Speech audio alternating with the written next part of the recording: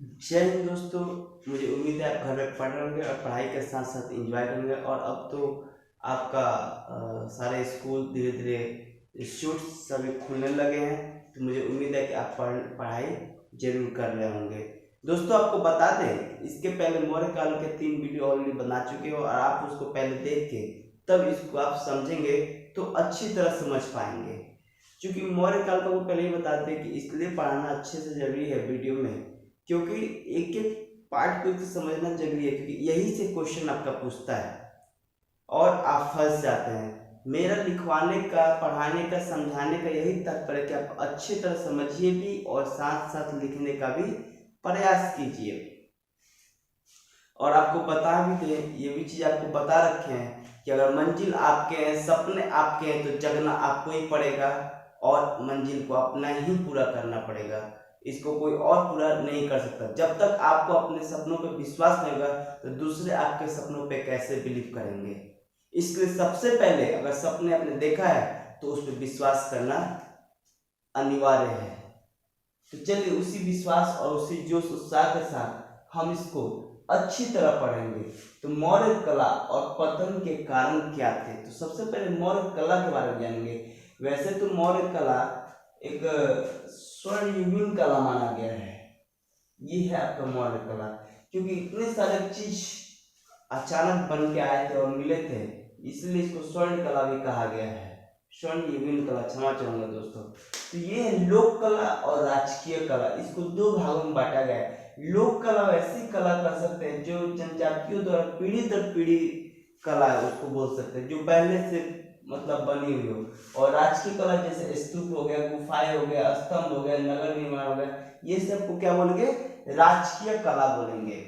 तो नगर निर्माण कला जो है, मेगास्थनी ने उसके बारे में बोला है कि पोलीब्रोथो, पाटलिपुत्र को पहले पोलीब्रोथो कहा गया है। और नगर का वर्णन मतलब उन्होंने कहा है कि जो पटना जो नगर है उसका जो स्थापना है वो राजकीय कला का निर्माण है। लेकिन वही चीनी फायान जो गुप्त काल में आते हैं वो क्या बोलते हैं कि पाटलिपुत्र जो है राजप्रसाद देवताओं द्वारा निर्मित है। समझ आ गया दोस्तों। तो चीनी फायान चूंकि बाहर से था इसलिए वो देवताओं का निर्मित कर दिया। मेगास्थनीज ने क्या कहा कि वह पाटलिपुत्र जो है नगर का वर्णन जो है यही का बनाया हुआ है, ये मौर्य कला का ही देन है। अशोक के समय में 2 महत्वपूर्ण स्तूप हुआ था। तो सबसे पहले एक कॉमन चीज हो वो सारे स्तूप में मिलेंगे, एक ही पत्थर का बना हुआ होगा। हालांकि कह सकते हैं जो मथुरा के निकट जहाँ चुनार है वहां कहीं जो मिट्टी था उसका ही पत्थर चुन कहीं बनाया जाता था, तो एक ही पत्थर का ये होता था। ठीक है दोस्तों।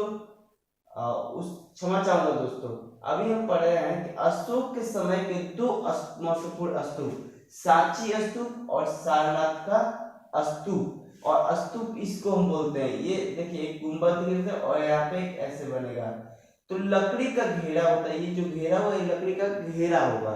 ठीक है, आज भी हम लोग घेरते हैं, कभी कोई कोई लकड़ी का घेरा बनाता है। और ये जो है अशोक ने बनवाया था मौर्य काल में, और लगभग लगभग 84,000 स्तूप जो है बनाया गया है, और जिसकी हमें साक्ष्य कहाँ मिलता है, तो बौद्ध ग्रंथ में।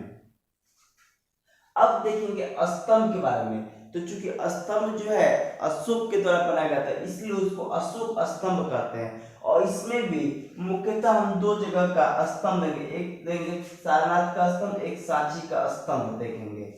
देखिए दोस्तों, तो इसमें कॉमन 3 चीज होते हैं कि एक ही पत्थर का बना होगा, स्तंभ में चमकदार पॉलिश होगा, और तीसरा 30 से 40 फीट का यह लंबाई होगा, ये कॉमन होगा। अब यहाँ आपको बताते सारनाथ का स्तंभ के बारे में। तो ये जो है दोस्तों, इसको हम तना, ऐसे ही पेड़ के नीचे भाग को क्या कहते हैं, तना, लेकिन इसको हम तना ना कर क्या कहेंगे, स्तंभ। ठीक है दोस्तों। और उसके बाद आएगा तो ये है आपका कमल का फूल। क्या है, कमल का फूल, कमल,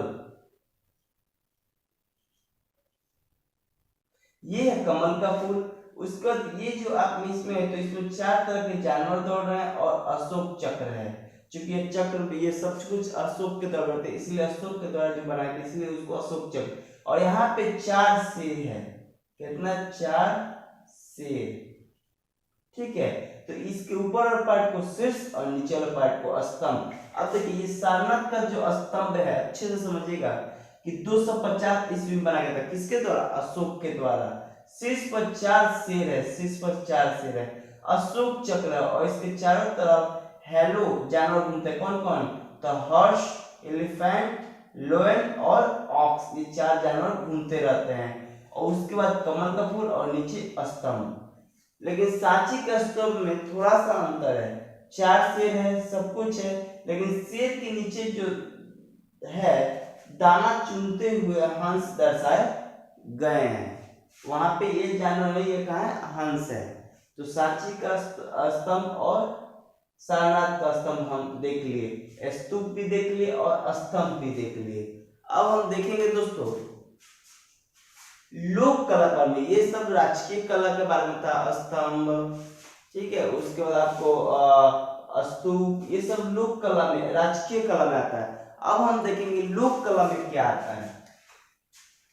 तो पत्थर की मूर्तियां जो मिली है, एक दीदारगंज से पटना के नजदीक है, वो काफी प्रचलित है, जिसको चावर धारणी याक्षी की मूर्ति कहते हैं। यक्ष और याक्षी आप जानते हैं। उसके देखिए परखम मथुरा के नजदीक है, जहाँ पे यक्ष की मूर्ति मिली है, और विदिशा एमपी में, जहाँ पे यक्षी और यक्षिका की मूर्ति मिली हुई है। और मृदभांड, मृदभांड के बारे में आपको बताया था, मृदभांड मतलब मिट्टी का बना हुआ भांड, मतलब नहीं मृदभांड कहलाता है। तो वह राजगीर में पाया गया, काली मृदभांड पाया गया, सादे मृदभांड भी पाए गए हैं। अब देखेंगे दोस्तों सबसे इंपॉर्टेंट कि मौर्य काल का आखिर पतन का जो था क्या कारण रहा, और उसके बहुत सारे विद्वानों का मत भी रहा। तो आइए देखते हैं। सबसे पहले देखेंगे कि अंतिम राजा व्यद्रथ था, किसका? मौर्य काल का, जिसको हत्या ब्राह्मण सेनापति पुष्यमित्र शुंग ने 185 वर्ष पूर्व में कर दिया था, तथा शुंग वंश की स्थापना, किस वंश की स्थापना हुई थी? तो शुंग वंश की स्थापना हुई थी। अब देखिए पहला अगर देखा जाए इसका, तो ब्राह्मणों की प्रतिक्रिया पंडित महोपाध्याय हरिप्रसाद शास्त्री द्वारा इसके बारे में कहा गया है। तो आखिर आपको ये हो सकता है संभव हो ब्राह्मणों की प्रति, क्योंकि बौद्ध धर्म जो है, बौद्ध धर्म का बहुत ही मौर्य वंश में प्रचलन चल रहा था, और बौद्ध धर्म को बहुत ही मान्यता दिया जाता है, जिसके कारण ब्राह्मण धर्म जो था कहीं ना कहीं पिछड़ रहा था, और यह कहीं ना कहीं धर्म का एक तरह से कह सकते हैं कि झगड़ा था। और यही धर्म के झगड़ा जो है इनको सेनापति पुष्यमित्र ने हत्या का कारण बन गया। लेकिन इसका विखंडन किया है हेमचंद्र चौधरी ने, इसको मतलब पूर्णतः कथित नहीं कह सकते हैं। तो दूसरा कथन में क्या कहता है? अशोक की अहिंसावादी नीति। अब यहाँ पे देखिए, जहाँ पे वो हिंसावादी थे, युद्ध करते थे, अब राजा का काम है, अगर घोड़ा समझ लीजिए गधा या घोड़ा है, घास से अगर दोस्ती करेगा तो क्या खाएगा, वैसे ही चीज है। राजा जो है अहिंसावादी हो जाएगा तो फिर कैसे चलेगा, कैसे आप कोई और राज्य को जीत पाएगा, अपने राज्य की रक्षा कर पाएगा। तो उसके बारे में कहा कि अशोक के बाद जैसे ही है, धीरे धीरे इनका जो वंशज आते गए, वो बिल्कुल युद्ध करना की कला छोड़ दिए, जिसके कारण जो है इस वंश का अंत हो गया। तो इसका भी खंडन किसने किया? हेमचंद्र चौधरी ने। लेकिन इसको भी उचित नहीं ठहराया गया है। उसके बाद देखिएगा वित्तीय संकट। वित्तीय संकट वहां पे क्या है कि मौर्य काल में जो है इतने सारे कर थे, जिसके जनता में आपस में विद्रोह हो रहा था, और कर पैसा जो है, जो संपत्ति है, वो आने का स्रोत बहुत कम था, जिसके कारण क्या हुआ, वहां पे वित्तीय संकट को ऐसा कह सकते हैं, वित्तीय संकट आया था। तो इसको किसने कहा? डी कौशाम्बी ने कहा, लेकिन ये भी पूर्णतः कथित नहीं है। उसके देखिए दमनकारी शासन। आपको पता है कि जो अमात्य हुआ करते थे, अमात्य अधिकारियों का समूह, और उसी में से मंत्री और महामंत्रीगण चुने जाते थे, तो वो अपना शासन दिखाते थे, दमन और जनता का दमन करते थे। तो इसके बारे में हेमचंद्र राय चौधरी ने बताया, जो ये भी पूर्णतः सत्य नहीं है, लेकिन अगर माना जाए इसको, तो ये देखिए योग्य उत्तराधिकारी का अभाव। तो मौर्य साम्राज्य के पतन का सबसे प्रमुख कारण यही माना गया है कि योग्य शासक का उत्तराधिकारी का अभाव रहा। तो मुझे उम्मीद है दोस्तों आप अच्छी तरह समझ गए। फिर भी आप एक बार फिर रिवाइज करेंगे तो आपको पता है मौर्य कला दो होता है, लोक कला, राजकीय कला। राजकीय कला में स्तूप, ठीक है, गुफाएं, स्तंभ और नगर निर्माण के बारे में पढ़ा गया है। तो नगर निर्माण के बारे में मेगास्थनीज कहते हैं पूरे जो है कि नगर का वर्णन कहा है कि ये मौर्य वंश का ही है। जबकि चीनी अतिफयान ने कहा है कि पाटलिपुत्र जो है राजप्रसाद मतलब भगवान के द्वारा, देवता द्वारा निर्मित है। वही दो महत्वपूर्ण स्तूप के बारे में तो महास्तूप, सांची का महास्तूप और सारनाथ का महास्तूप।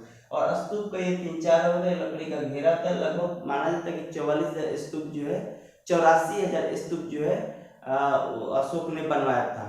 आखिर ये क्यों बनवाया था? क्योंकि जब उन्होंने हिंसा छोड़ा था, युद्ध जब छोड़ा था, तो उनके मन में बहुत ही आघात हुआ था।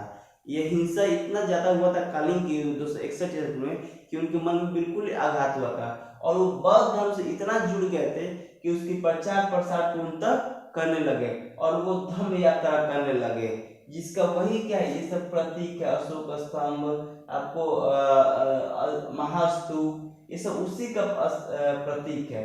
अब देखिए अशोक स्तंभ में दो बताया कि आपको, एक अशोक स्तंभ सारनाथ में, फिर एक सांची में है।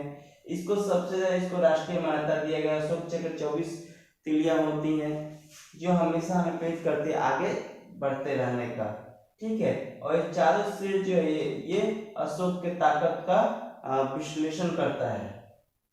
तो मुझे उम्मीद है कि यहाँ तक आप बिल्कुल समझ गए। उसका इधर हमने बता दिया था कि लोक कला में बताते हैं मूर्ति, वृंदावन, ये सब क्या लोक कला है। उसका विखंडन में बताते कि पतन, तो सबसे पतन का प्रमुख कारण क्या रहा? तो उत्तराधिकारी का अभाव रहा। तो मुझे उम्मीद है दोस्तों आप समझेंगे और इसी शब्दों के साथ हम विराम लेते हैं। जय जय भारत।